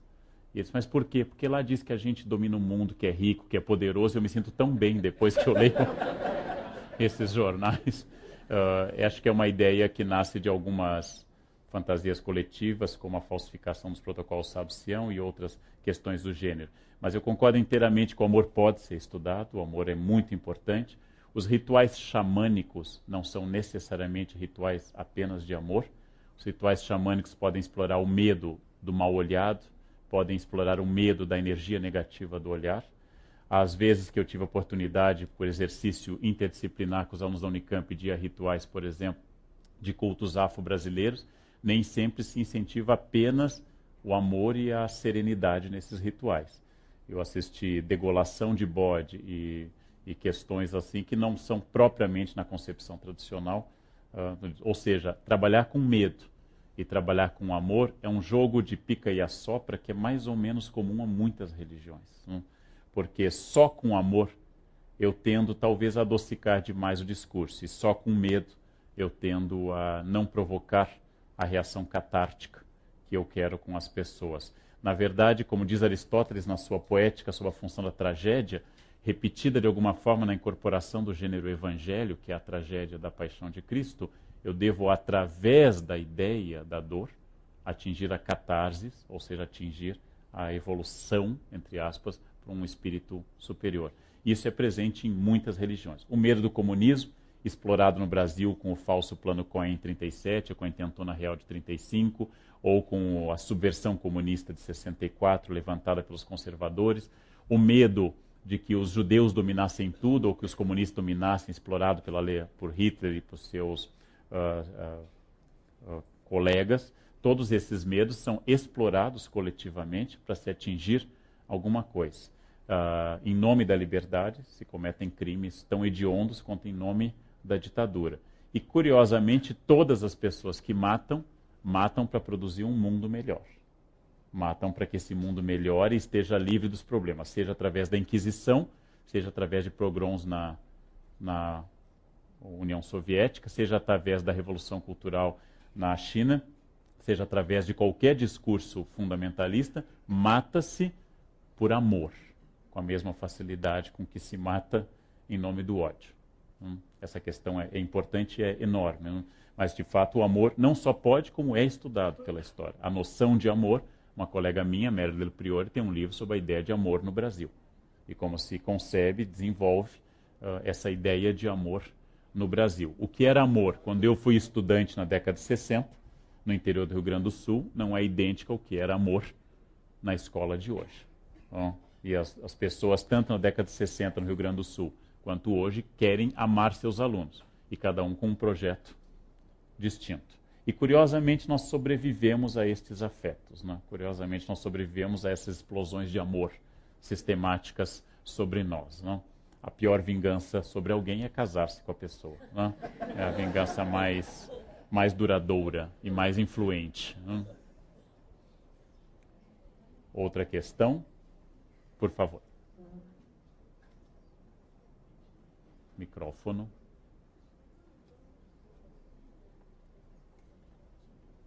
Queria aproveitar a oportunidade para tirar uma dúvida que eu tenho, uma curiosidade, que uma vez conversando assim sobre o medo, né, que outras religiões nos causam, né, uma amiga minha muito engraçada falou assim que ela ficaria feliz se o islamismo dominasse o mundo, porque ela acha a ideia do paraíso islâmico muito legal, né? Morrer, ir para o céu, e lá ela teria 72 homens árabes, lindos, musculosos. O homem teria 72 virgens, ela não. Né? Então, mas de onde você tirou essa ideia, né? Que a nossa padrão ocidental, né, de igualdade, ela já automaticamente generalizou. Então, eu queria saber qual que é a imagem para os islâmicos de paraíso, assim, é só para o homem e para a mulher, né? As religiões tradicionais, elas são patriarcais. O islamismo, o cristianismo e o judaísmo são profundamente patriarcais. Você citou com toda razão a surata da vaca no Corão, e da vaca é esse o nome mesmo, não é a surata da vaca, mas eu devo lembrar que tanto no Levítico como no Êxodo há um mandamento claro de Deus dizendo: não cobiçarás a mulher do teu próximo, nem as vacas do teu próximo, nem as ovelhas, nem as cabras, nem nenhuma das coisas de teu próximo. Esse é o mandamento que manda não cobiçar coisas. Eu posso fazer uma leitura Betty Friedan e dizer, bom, se não é para cobiçar a mulher do próximo, é permitido cobiçar o homem alheio. Seria fazer não a hermenêutica cultural. As religiões ocidentais são profundamente patriarcais. Tal como o islamismo concebe um paraíso masculino, o catolicismo jamais ordenou uma mulher de forma ortodoxa e rejeita, inclusive, essa ideia. Ou seja, as religiões são patriarcais. Dentro das religiões patriarcais há uma mística feminina, que pode ser uma Hildegard von Bingen na Idade Média, ou podem ser teólogas feministas dos Estados Unidos que dizem que no momento que, no ato dos apóstolos, o Espírito Santo baixou e disse, já não há mais nem gentil, nem judeu, nem homem, nem mulher, a igualdade absoluta diante da graça carismática do Espírito. Ou seja, como eu disse mais uma vez, a religião é polissêmica.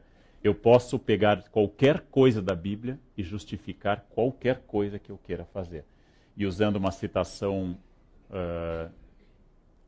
deliberadamente maliciosa, a Bíblia diz num salmo, Deus não existe. Eu posso tomar do salmo, Deus não existe, é uma frase da Bíblia. E logo diz no versículo seguinte, diz o insensato no seu coração. Ou seja, se eu quiser citar a Bíblia assim, como se dizia antigamente, o demônio cita a Bíblia a seu favor.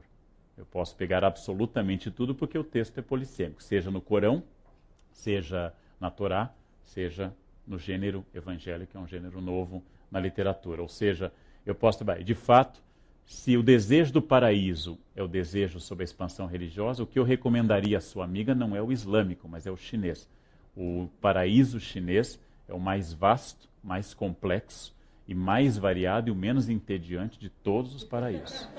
O paraíso católico de tocar harpa olhando para Deus o resto da eternidade provoca LR, lesão por esforço repetitivo, porque é uma eternidade tocando harpa. Na verdade, o paraíso chinês é o mais elaborado, e o inferno chinês também é o mais elaborado de todos. Não?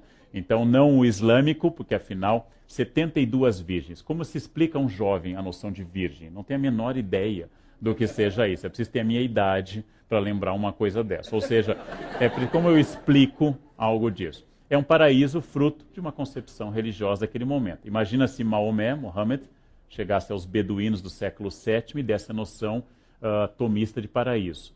Sigam a minha fé e vocês terão perfeita integração unitária com a essência divina.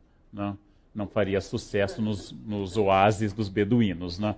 Agora, sigam a minha fé e vocês terão virgens a seu dispor por resto da eternidade, faz mais sucesso. Como diz Tomás de Aquino, a graça supõe a natureza. Ou seja, Deus se manifesta historicamente e, como reconhece Jesus no Evangelho, Moisés disse aquilo que podia haver de vós pela dureza do coração dos vossos pais. Ou seja, os próprios religiosos reconhecem que a revelação divina se dá por etapas históricas. Quando eu era criança, diz Paulo, eu vivia e sentia coisas de criança. Agora que eu sou adulto, eu vivo e sinto coisas de adulto. Ou seja, a revelação também se dá num sentido histórico. Que a religião sobreviva a estas descrições, eu posso tomar Maomé como líder pacifista, e posso tomar o livro Infiel, de uma escritora da Somália, que denuncia o islamismo como patriarcal, violento, especialmente na barbárie para o ocidente da extração do clitóris feminino. Ou seja, eu posso tomar a mesma religião como fonte dessas duas coisas. Outra questão?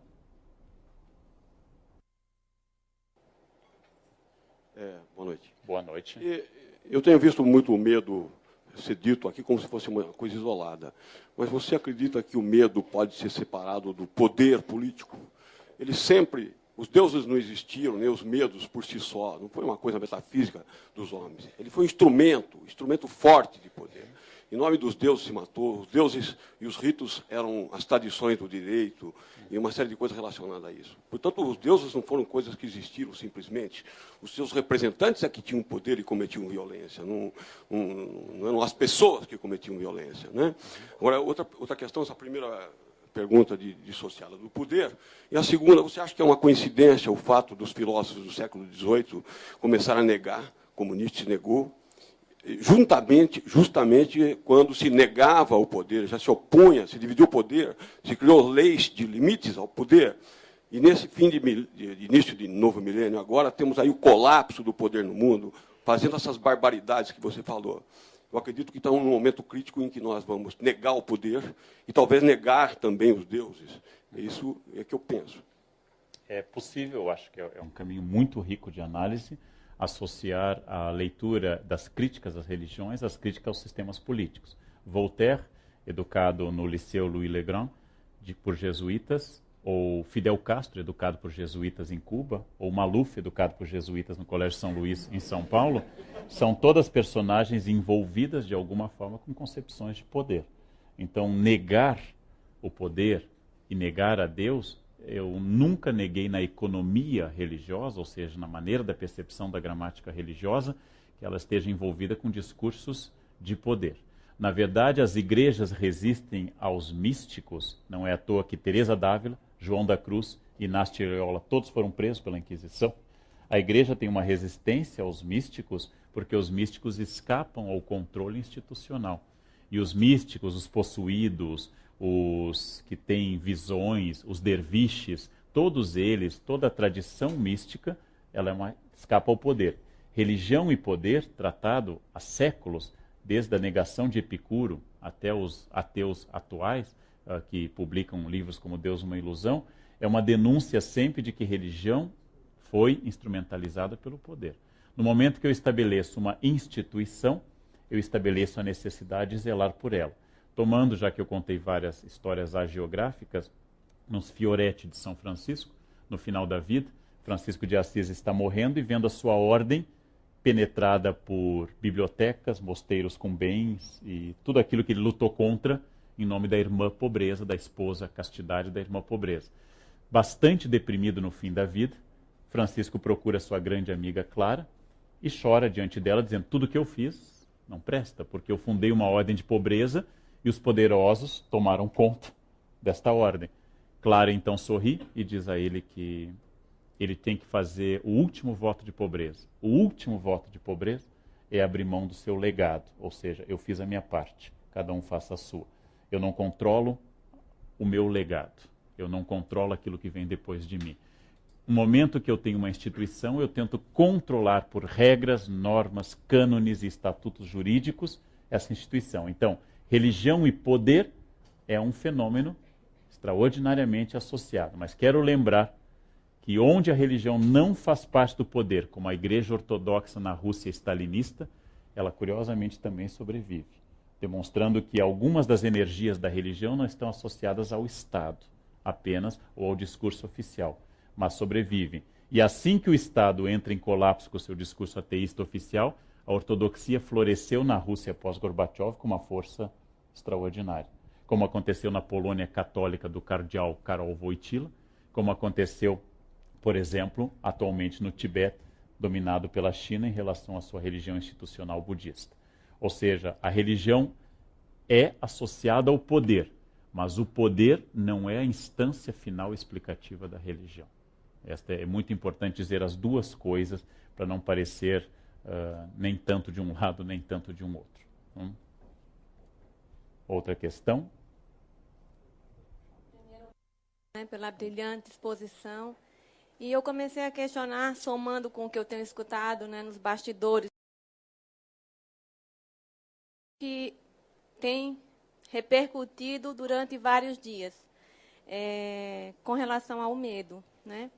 Eu escuto muito, assim, Aldivan, tem me incomodado muito ir para a igreja, não vamos citar a igreja, mas ir para a igreja e voltar para a realidade. E me deparar com as terapias alternativas, porque na minha religião isso é coisa do demônio.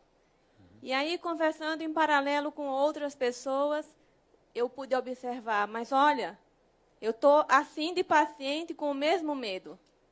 E ouvindo a sua palestra, eu comecei a questionar, será que tem fatos semelhantes, antigos, que a gente possa pensar e refletir para ajudar nesse momento de transição, onde, de um lado, a fé, o medo, do outro, possíveis soluções encontradas através de florais, de acupuntura, de meditação.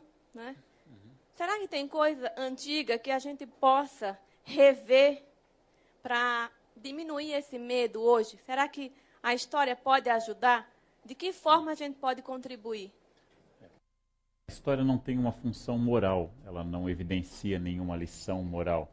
A história como magistre ou magistra, para quem é restaurado, Vitae, de Cícero, é uma história que hoje nós não compartilhamos mais disso. Porém, eu quero insistir num ponto que sua questão interessante traz à tona. É muito importante para as religiões oficiais ou pentecostais, ou ortodoxas, a existência de terapias alternativas.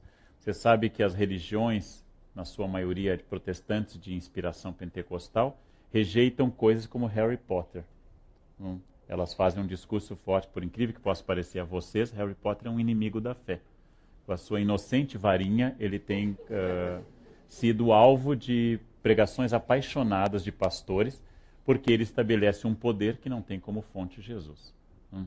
A ideia de que a magia possa ser eficiente é a das religiões. Eu diria que de forma consciente ou inconsciente, de forma honesta ou desonesta, muitos líderes religiosos adoram a existência das terapias alternativas, porque elas significam que há contra o que lutar, há contra o que combater. O grande drama da história dos Estados Unidos, sobre a qual eu me dedico há bastante tempo, é que eles foram um país constituído em cima do medo de outras coisas. O medo da Inglaterra, depois o medo de bruxas, o medo da Inglaterra, o medo do comunismo e atualmente o medo do islamismo. O grande problema dos Estados Unidos, representado no romance Moby Dick, é que se não houver um inimigo externo como Moby Dick, a tripulação entra em pânico. Se não houver aquilo que una, que é o medo, a população se mata. Porque se não houver aquilo que torne a todos, como na bela metáfora do filme A Vila, se não houver aquilo que una a todos em torno de uma paranoia, você não tem por que continuar unido. E nós precisamos sistematicamente insistir no medo, que pode estar contido no inocente floral de Bach ou no Harry Potter. Nós temos que insistir no medo, porque sem ele eu não consigo produzir muita coisa. E volto a dizer, o medo não é só algo negativo. Se nós não temêssemos o perigo, nós teríamos morrido há muito tempo.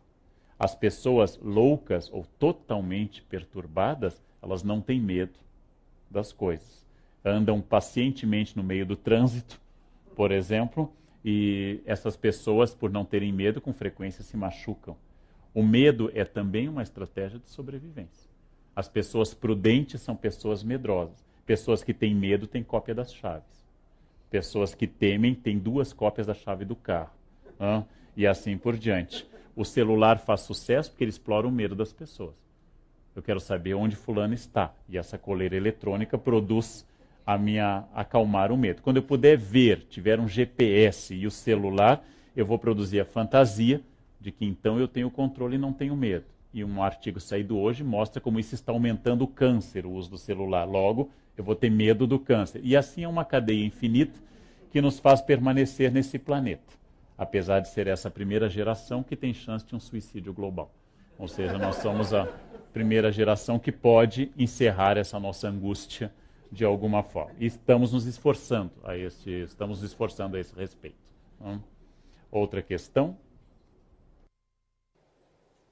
Boa noite. Boa noite. Eu queria que você comentasse um pouquinho como o medo, como essência da religião, trabalha como um obstáculo no desenvolvimento da ciência, no decorrer da história e nos dias de hoje, por exemplo, como o medo de desenvolvimento de um clone, mapeamento genético, esse tipo de coisa.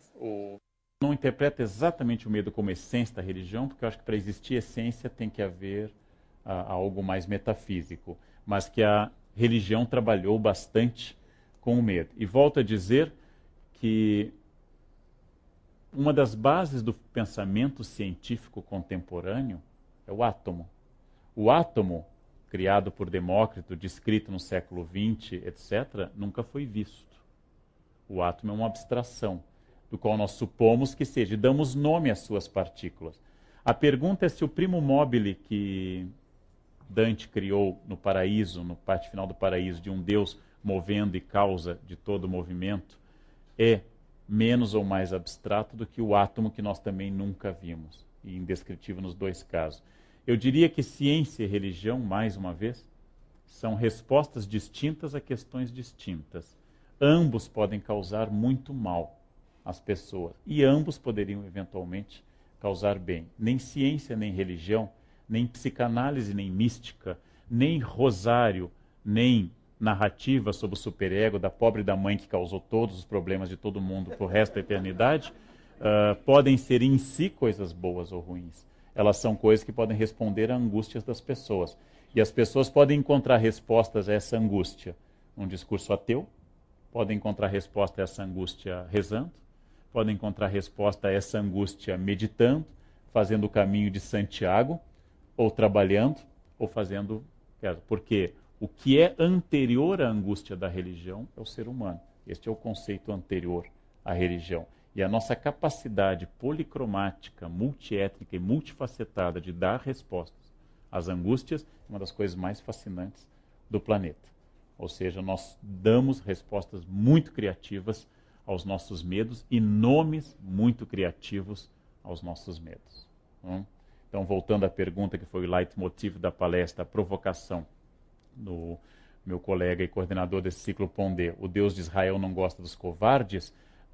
Em geral, os covardes amam muito também o Deus de Israel, porque fornece a eles uma resposta muito interessante. Curiosamente, na concepção cristã, os tíbios, os que não foram nem bons nem ruins, não se destacaram numa coisa nem outra, ficarão antes da entrada do inferno, porque nem o demônio os quer. Ou seja, ficarão lá na antessala do inferno, segundo a Divina Comédia, porque os tíbios não são desejados nem por Deus, nem pelo demônio. Deus odeia a média. Deus quer as pessoas de destaque, não? Quer os polos a este respeito. E por que isso acontece no discurso sobre a média? Porque a pessoa média que não se destaca pelo bem e nem pelo mal, não dialoga com a essência, com a religião, ou seja, não dialoga com a questão de medo e redenção. Alguma outra questão? Antes que as pessoas desmaiem, por favor, por gentileza.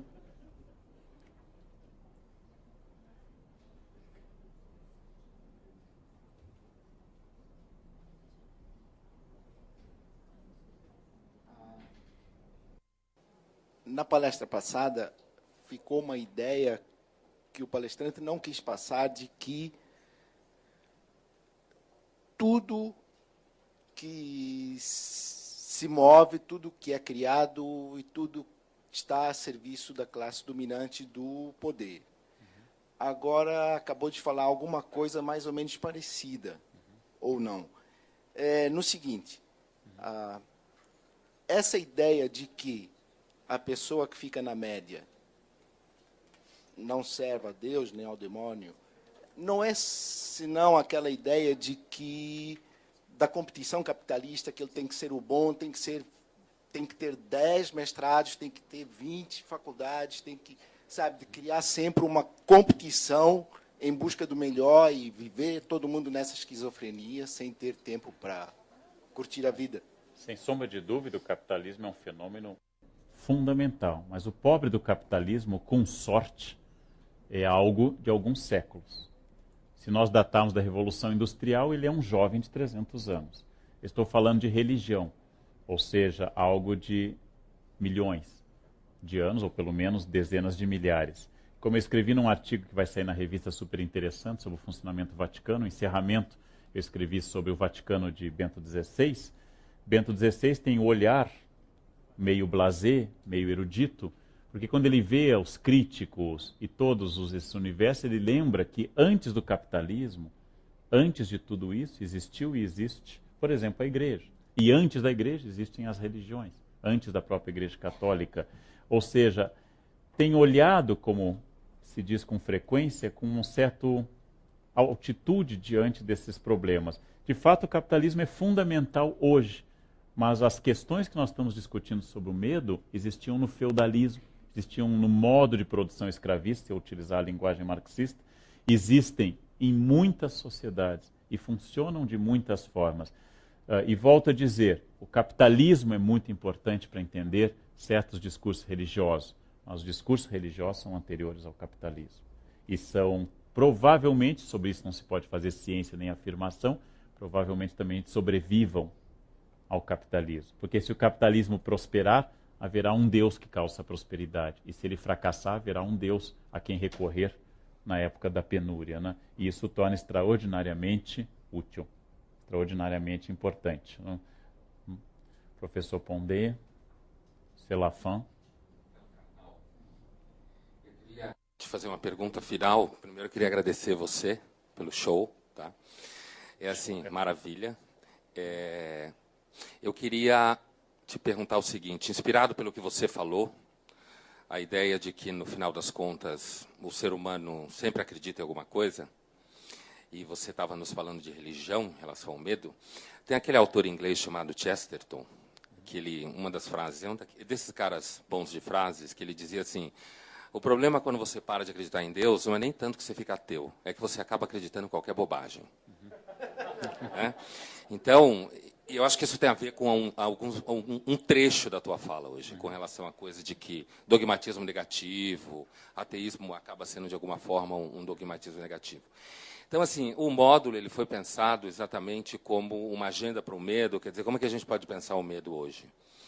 E, no primeiro momento, a ideia era falar, olha, o medo é estrutural. Eu acho que você trouxe isso de volta hoje. Né? O medo é estrutural. Está na própria condição humana. O ser humano tem medo porque ele está na cadeia alimentar. Pouco importa o que você acredita, daí a gente inventa a vida eterna, continua tendo medo. Depois, a gente foi para o Nietzsche, com Jacóia, e a ideia de que, no Nietzsche, que você citou também hoje, até parece a coisa do Deus de Israel. Se o Deus de Israel não gosta de covarde, Nietzsche tampouco. Né? Porque o Nietzsche faz uma enorme ode à ideia da coragem, de que você só sobrevive bem se você encarar o fato de que você está despencando no abismo e você tem que dançar enquanto despenca. Enquanto a maioria, ressentida, berra e geme justamente por causa do medo. Depois, a gente migrou com o Loparic para uma ideia de que hoje, mais especificamente, a gente tem uma sociedade, e é por aí que eu queria amarrar e te perguntar, que a gente não pode fracassar. Hoje a gente tem um medo que talvez, da forma como ele está estruturado no mundo moderno, a gente tem muito medo de fracassar, porque a gente tem que ter sucesso o tempo todo. A gente tem que ser bom. Como ser humano, como profissional, como marido, como mulher, como amante, como pai, como mãe, como filho, como eleitor. Tem uma série de esferas que a gente tem que ter sucesso. E cada vez mais a competição é violenta, e aí vem esse medo novo, porque, no fundo, o ser humano não pode repousar. Então, o que eu queria te perguntar é o seguinte.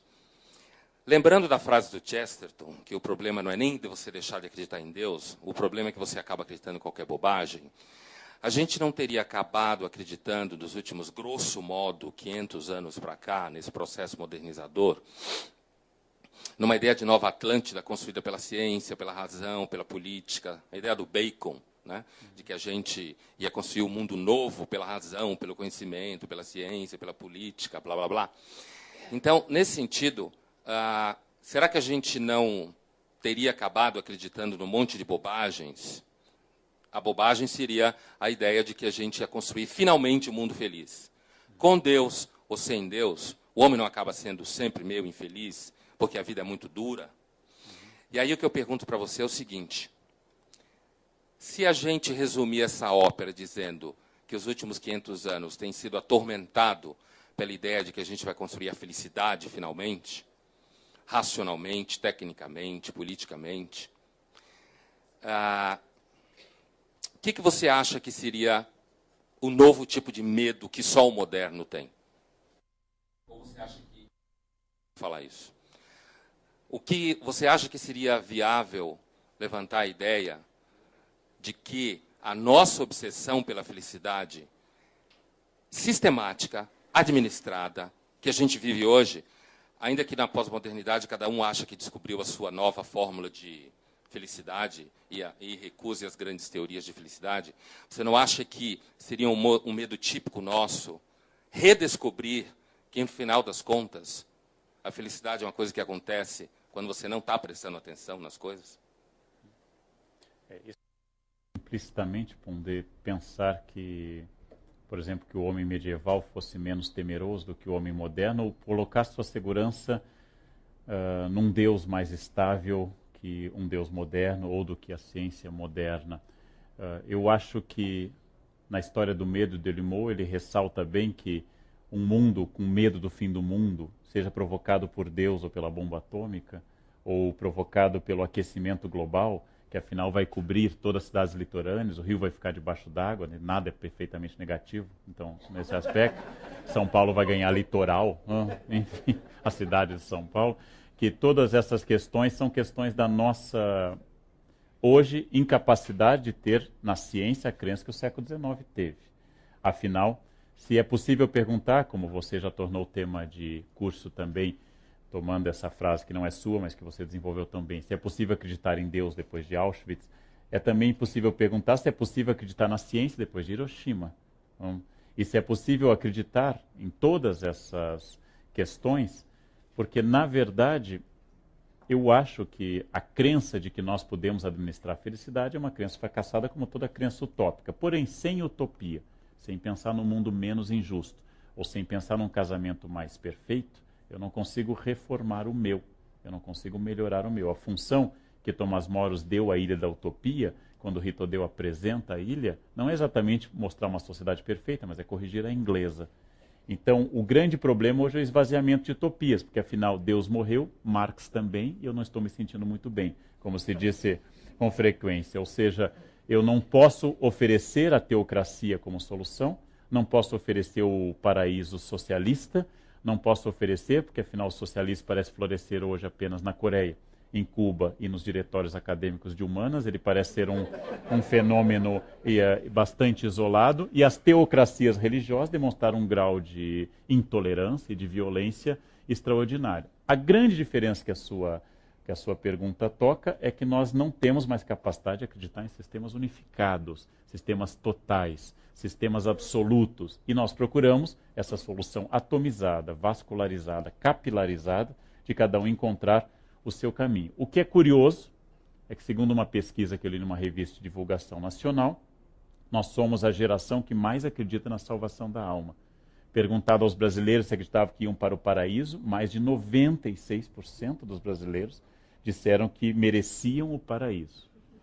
Por vários motivos não explicitados, nós nos achamos mais seguros de que Deus nos ama do que Deus vai julgar.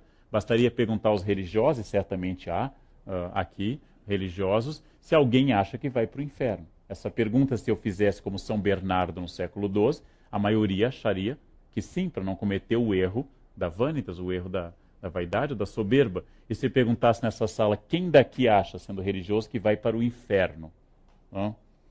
Talvez por timidez ou por convicção ideológica, ninguém levantou a mão. Ou seja, nós temos hoje uma crença que, voltando ao livro do Keith Thomas, a crença na autoajuda e a crença no reforço do eu substituiu vários dos medos antigos. Logo, deve apenas ser uma falta de esforço pessoal essa questão do medo. Ou seja, eu tenho que acreditar em mim. Eu diria que nós tentamos substituir a crença em Deus pela crença no poder do indivíduo. E as duas coisas são problemáticas. E as duas se manifestam problemáticas. E eu concordo inteiramente com a sua questão de que o medo é estrutural na nossa cultura e conviver com o medo é a melhor maneira de enfrentá-lo. Afinal, se, como dizem alguns psicanalistas, a psicanálise não é em si terapêutica, mas trata-se de identificar as forças que me angustiam, eu também poderia dizer que no momento que eu reconheço que eu tenho medo de envelhecer, agora é tarde no meu caso, mas certamente os jovens têm algum medo de envelhecer, se eu tenho medo de falhar, se eu tenho medo de passar fome, ou se eu tenho medo da violência, isso é uma maneira de eu dialogar e denominar os meus demônios. E voltando ao Evangelho de Marcos, uma vez que eu sei o nome do demônio, ele se chama legião, eu posso expulsá-lo, ou pelo menos conviver com ele. Então, já que a redenção é um desejo e não uma realidade. Acho que com isso encerramos, Pondé. Era isso. Então, muito obrigado pela atenção de vocês. E voltem sem medo para casa. Obrigado.